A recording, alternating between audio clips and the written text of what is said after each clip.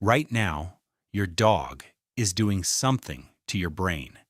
When it looks at you, your body releases oxytocin, the same chemical a mother releases looking at her newborn. That's strange enough. But here's what should stop you cold. So does the dog, both of you. Same loop. Feeding each other, locking in. A wolf can't do this. Not even a wolf raised by humans since the day it opened its eyes. Only dogs. Only with us. So how did an animal break into a circuit evolution built for our own children? It didn't happen by accident. It took 30,000 years. It started at a fire. And it changed both of us. Here's what you were taught. A human took a wolf pup, raised it, tamed it, turned it into a dog. We made them. Except that's almost certainly wrong, because a starving hunter-gatherer counting every calorie does not adopt an apex predator and feed it for generations on a hunch. Nobody was that patient. The real story is stranger. Some of the wolves came to us, around our fires, around our kills, around the bones we threw away.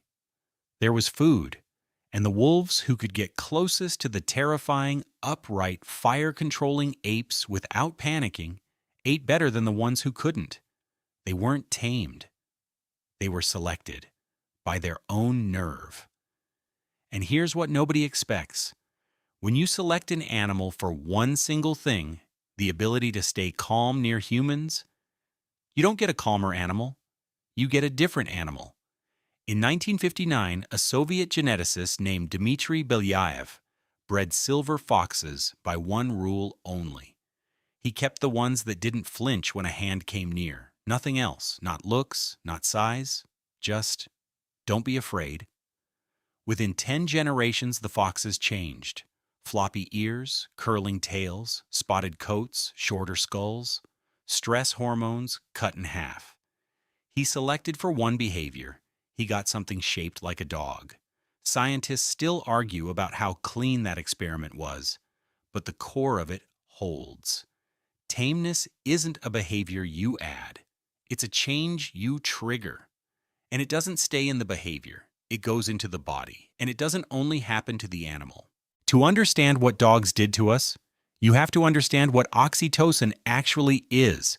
It is not the love hormone. That's marketing. Oxytocin is a lock. It's the chemical that makes a mother unable to walk away from her infant. It fires when she looks at the baby's face. The baby stares back, gets its own surge, holds her gaze longer, which spikes hers again. A loop. Mother to child, child to mother. Tightening. This is one of the oldest circuits in the mammalian brain. It's how helpless things survive their first year. It was built for our own children. And a dog can turn it on.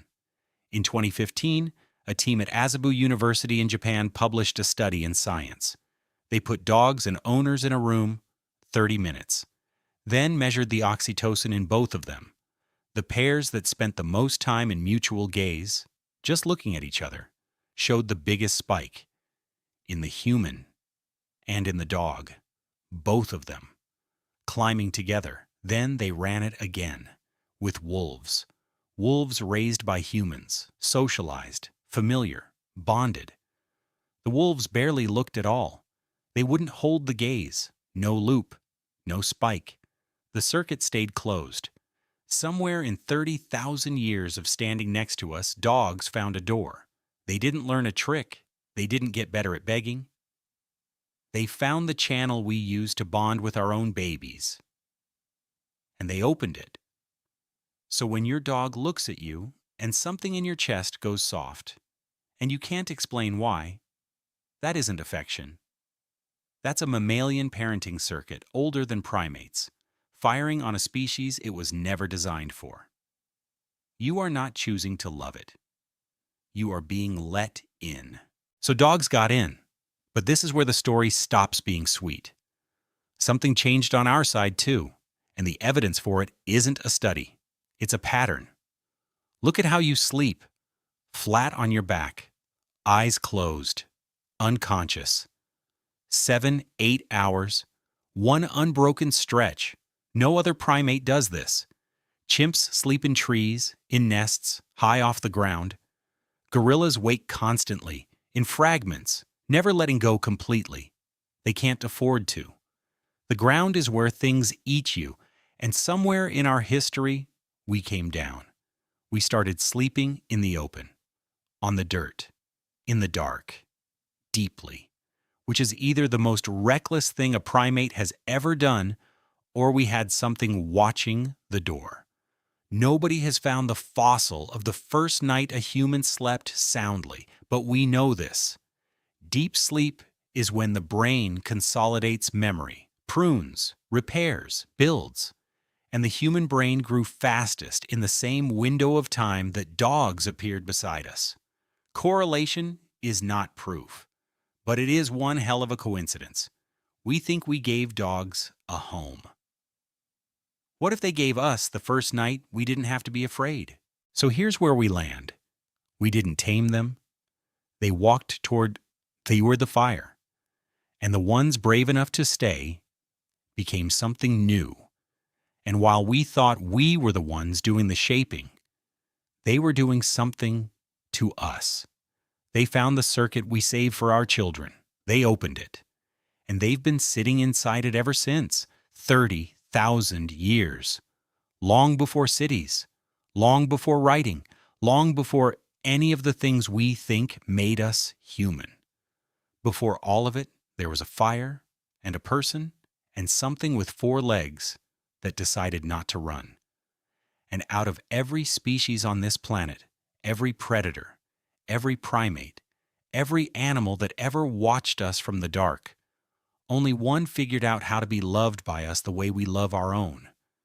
Not by being useful, not by being beautiful, by looking at us and not looking away.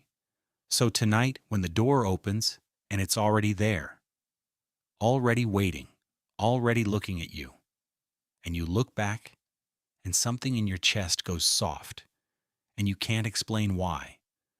Understand what's actually happening. That's not a pet asking for attention. That's the end of a 30,000-year-old sentence.